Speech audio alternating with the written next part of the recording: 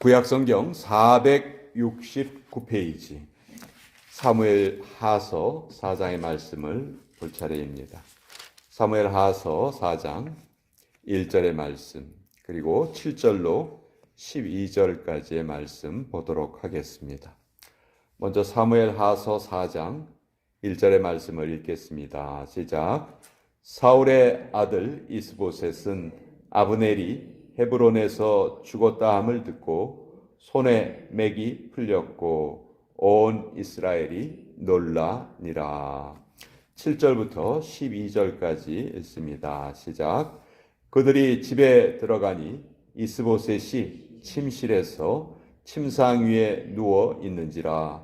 그를 쳐 죽이고 목을 베어 그의 머리를 가지고 밤새도록 아라바 길로 가 헤브론에 이르러 다윗 왕에게 이스보셋의 머리를 들이며 아뢰되 왕의 생명을 해하려 하던 원수 사울의 아들 이스보셋의 머리가 여기 있나이다.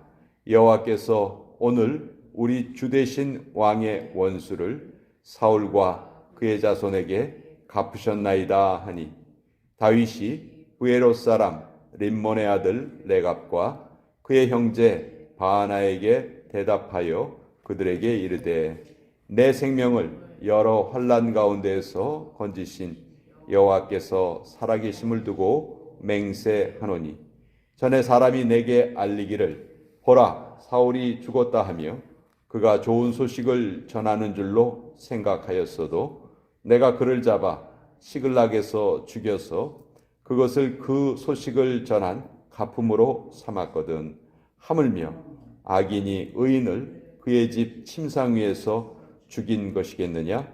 그런즉 내가 악인의 피 흘린 죄를 너희에게 갚아서 너희를 이 땅에서 없이 하지 아니하겠느냐 하고 청년들에게 명령하매 곧 그들을 죽이고 수족을 베어 헤브론 목가에 매달고 이스보셋의 머리를 가져다가 헤브론에서 아브넬의 무덤에 매장하였더라. 하나님의 말씀입니다. 아멘. 자, 오늘 이 사무엘 하서를 보면 다윗의 인품 중에서 특별히 때를 기다릴 줄 아는 그 다윗의 자세를 우리가 배우게 되는데요. 사울 왕이 블레셋과의 싸움에서 죽습니다. 세 아들도 죽죠. 그 중에 다윗과 아주 깊은 우정을 나누었던 요나단도 죽었습니다. 근데 사울에게는 그들 말고도 또 다른 아들들이 있었어요. 그 아들 중에 한 사람이었던 이스보셋이 이제 사울 왕의 뒤를 이어서 왕이 됩니다. 그렇지만 또 유다 백성들은 사울 왕이 죽은 것을 계기로 하나의 다윗 왕을 왕으로 세워서 또 하나의 나라를 이루려고 하죠. 그러니까 그때까지 이스라엘이 이제 최초의 왕이었던 사울이 살아 있을 때는 한 나라로 이제 있었어요. 그러다가 사울 왕이 죽은 다음에는 나라가 이제 둘로 아직 완전히 나눠지지는 않았는데 지파별로 좀 이렇게 차이가 있었어요. 다윗을 지지하는 사람들이 있었고 반면에 그래도 사울은 죽었지만 사울 왕의 후손을 왕으로 삼아야 한다 이렇게 생각하는 사람들이 있었던 것이죠.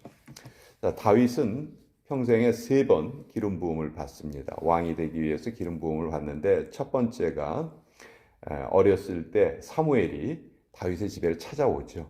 그때 어린 다윗에게 기름을 부어요. 사실 그때 그 일이 이루어질 것이라고 예상한 사람들은 아무도 없었어요. 그런데 두 번째로는 이제 유다 지파의 장로들이 다윗을 찾아와서 우리 지파를 다스려 주시오. 그렇게 해서 유다 지파의 왕으로 삼습니다. 이게 두 번째 기름 부음이죠.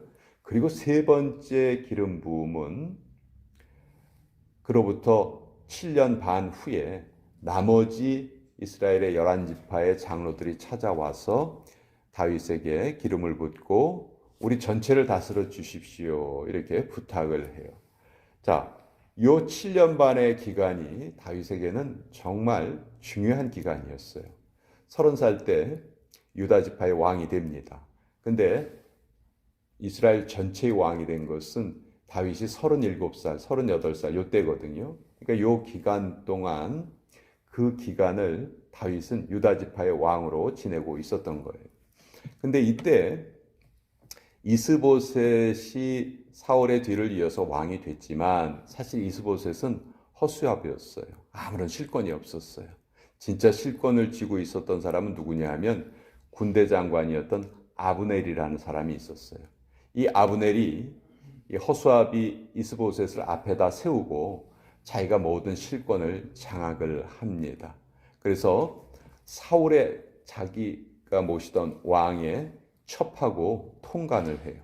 여러분, 이 왕의 아내를 취했다, 왕의 첩과 통간을 했다, 이것은 그냥 단순한 남녀 사이의 일이 아니에요. 고대 사회의 이런 일들은 뭐냐면 하나의 문화였어요. 즉 무슨 얘기냐면 정복자가 피정복자의 아내를 취하는 것이 당시에 그냥 용인되던 하나의 습관이었던 거죠. 그러니까 이 아브넬이 자기가 모시던 왕의 첩을 취했다 하는 것은 이제부터는 내가 왕이다, 그런 것을 나타내는 거예요.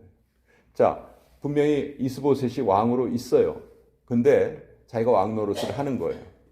그러니까 그때 이스보셋이 아무리 내가 힘이 없어도 그렇지 어떻게 저런 행동을 할 수 있느냐, 그래서 아브넬에게 야단을 칩니다.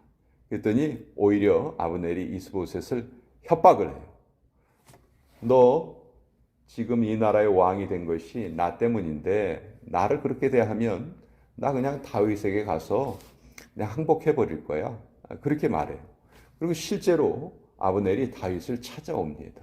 그래서 우리 더 이상 싸우지 말고 우리 한 나라를 다시 이룹시다, 이렇게 말을 해요. 다윗도 사실 이것을 기다리고 있었거든요. 그 전체 나라의 왕이 되기는 되어야 하는데 싸움을 통해서 왕이 된다면 동족을 죽인 왕이 되어버리잖아요. 그러니까 다윗은 반드시 하나님이 하나님의 때에 이루실 것이다, 그렇게 생각하고 기다리고 있었는데 아브넬이 찾아오니까 야, 참 좋은 기회다, 오케이, 내가 그렇게 하겠다, 약속을 합니다. 근데 이 일이 사실은 아주 좋은 기회였는데 이걸 누가 망쳐버리냐 하면 요압이 망쳐버려요. 요압은 누구냐 하면 다윗 왕의 군대 장관이었어요. 지금 아브넬은 누구냐 하면 이스보셋의 군대 장관이에요. 아브넬이 찾아왔다가 회담을 잘 하고 돌아갑니다. 근데 요압하고 아브넬 사이에는 하나의 사건이 있었어요. 요압의 동생을 아브넬이 전쟁터에서 죽였거든요. 전쟁터에서 얼마든지 일어날 수 있는 일인데 요압이 이것을 원한을 품고 있었고요. 또 요압의 입장에서는 앞으로 나라가 통일이 되면 군대 장관은 몇 사람이 됩니까? 한 사람이 되는 거예요.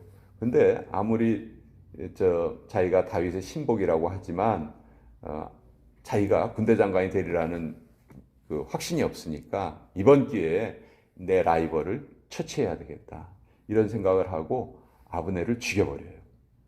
그러니까 아브넬은 유다에 찾아왔다가 돌아가는 길에 그런 그 사고를 당합니다. 자, 이걸 상황을 모르는 사람들은 다 어떻게 생각할까요? 야, 저 다윗이 죽였구나.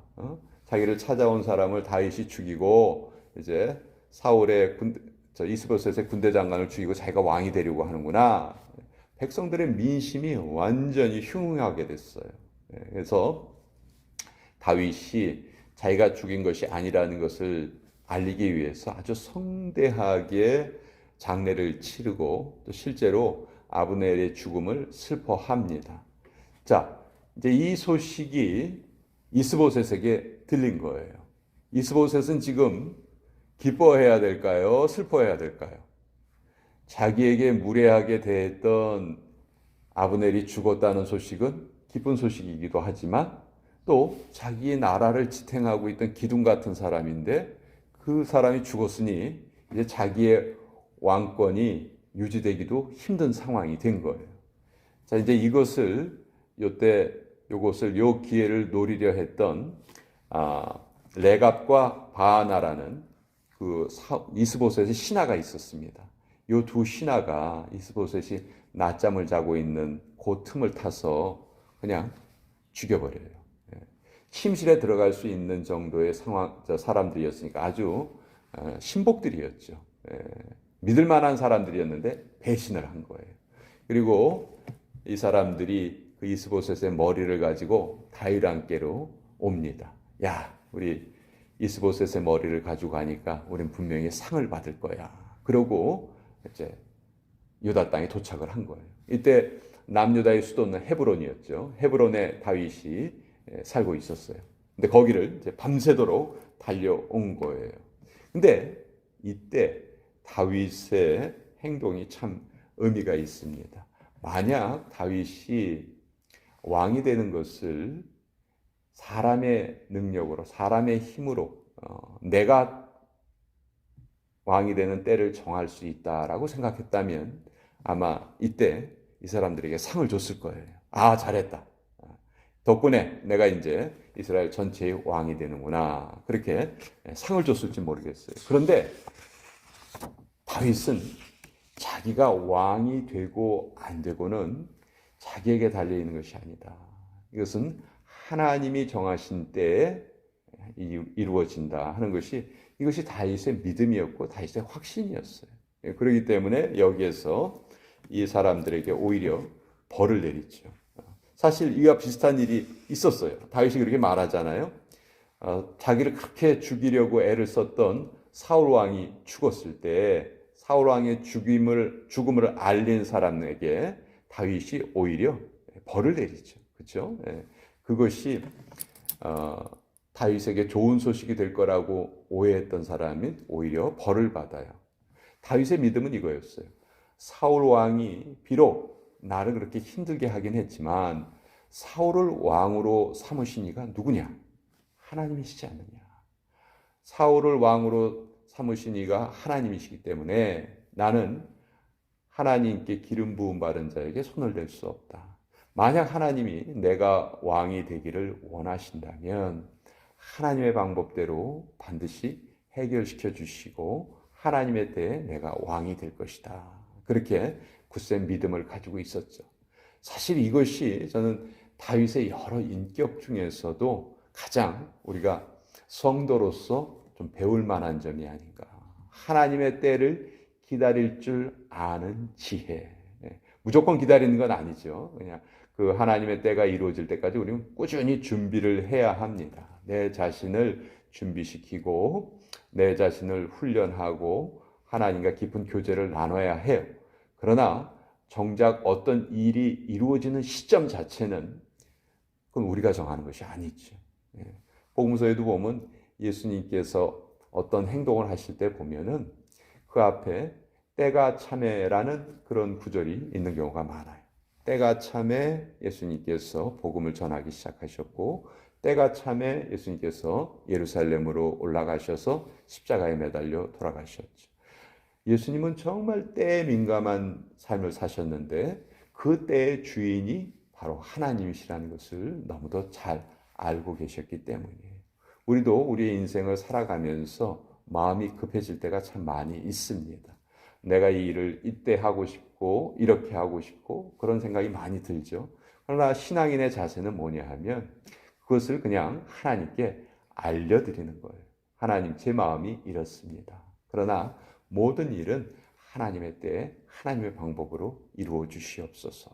이것이 바로 다윗의 자세였던 것이죠. 그래서 다윗은 왕이 되는 것을 자기의 힘으로 해결하려 하지 않았다. 그러니까 기독교는요, 우리가 믿는 이 기독교의 종교는 doing을 따지지 않아요. being을 따져요. 너 뭐 했니? 이걸 따지는 것이 아니고 네가 어떤 존재니? 그것을 따지는 거예요. 하나님이 오늘도 그걸 물어보고 계세요. 네가 어떤 존재니? 넌 나의 때를 기다리고 있는 존재니? 아니면 너의 때를 네 마음대로 결정하는 존재니? 그것을 하나님께서 우리에게 묻고 계시는 거죠. 그래서 다윗이 이런 면에 있어서 우리에게 참 좋은 본을 보여준 사람이다 하는 것을 오늘 같이 나누어 보았습니다.